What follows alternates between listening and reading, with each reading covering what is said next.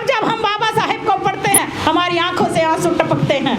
माता रमाबाई का त्याग बलिदान जब मैं पढ़ती हूँ या जब मैं बताती हूँ तो मेरी आंखों से आंसू बहते हैं। आज हाँ, मैंने जो ये बीड़ा उठाया है बाबा साहेब की बेटी बनने के लिए उठाया है। बाबा साहेब ने अपनी बेटी इंदू को खोया। बाबा साहेब की बेटी इंदू बीमार पड़ी। लंदन के अंदर बाबा साहेब भूखे पेट थे। एक टाइम खाना खाते थे हमारे मसीहा, और जब दूसरे टाइम भूख लगती थी तो एक गिलास में पानी लेते। जो दुकानों पर ब्रेड बेकार फेंक दी जाती थी, जिनमें हुई लग जाती थी, हमारे मसीहा उन्हें खरीद कर लाते और उन्हें सुखा कर उस पानी के गिलास में भिगो कर खाते थे। लेकिन कुछ समय ऐसा आया कि जब बाबा साहेब को एक भी टाइम का खाना नहीं मिला और लाचार होकर उन्होंने माता रमाबाई के नाम एक पत्र लिखा। बाबा साहेब ने कहा कि रामू, मैं बहुत बेबस और बेहद लाचार हूँ, मेरे पास खाने के लिए पैसे नहीं है रामू। मेरे पास जो खाने के लिए पैसे थे उनसे मैंने बुक खरीद ली और मुझे खाना खाए कई दिन हो गए हैं रामू। तुम किसी से कर्जा ले लेना, जब मैं भारत वापस लौटूंगा तो मैं वह कर्जा लौटा दूंगा रामू। बाबा साहेब का वो पत्र माता रमाबाई पढ़ती हैं तो उनकी आंखों से आंसू बहते हैं, क्योंकि उनका बेटा पहले ही बिना दवाई के मर गया था, लेकिन वो अपनी इकलौती बेटी को बचाना चाहती थी। इंदू बहुत बीमार थी। बाबा साहेब का पत्र आता है तो उस पत्र को पढ़कर उनकी आंखों से आंसुओं की धारा बह निकलती है कि एक तरफ मेरी बेटी है तो दूसरी तरफ मेरे साहब हैं, जिन्होंने इस समाज की गुलामी की जंजीरों को तोड़ने का संकल्प लिया है। मैं किसे बचाऊं? साहब ने कहा है किसी से कर्जा ले लेना, मुझे कौन कर्जा देगा?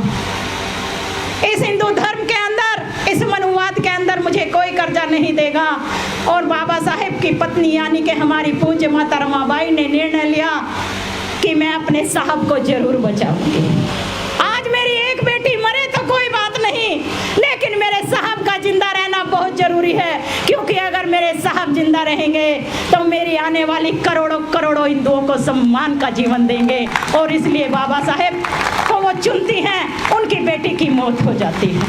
बाबा साहेब का चौथा बेटा राजरतन जब मरा, जो इस समाज के अंदर चमक धमक आप लोग देख रहे हो, अरे वो वही समय था जब बाबा साहेब के चौथे बेटे राजरतन का अंतिम सांस चल रहा था और बाबा साहेब को हमारे अधिकार लेने के लिए लंदन जाना था।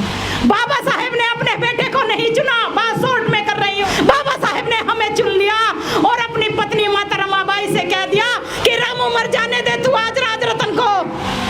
क्यों मर जाने दे?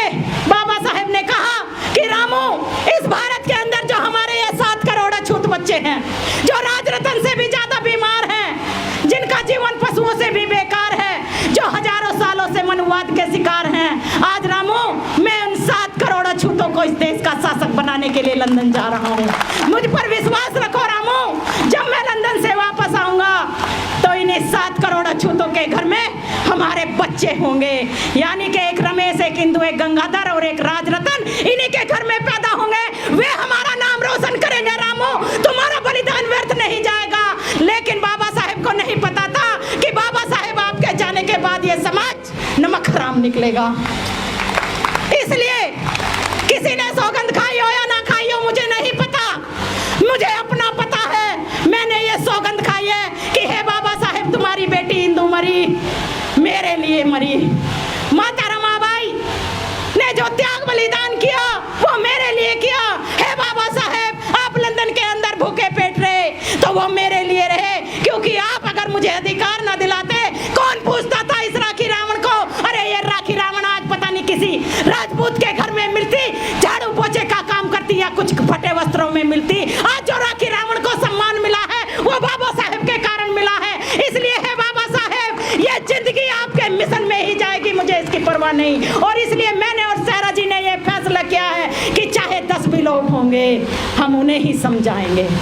10 में से 1 सुधरेगा, 2 सुधरेगा, लेकिन हम अपने काम से हार नहीं मानेंगे और इस मनुवाद की धज्जी उड़ाते रहेंगे, हम पीछे नहीं हटेंगे। जब बाबा साहेब ने कह दिया तो हम कौन करने वाले हैं?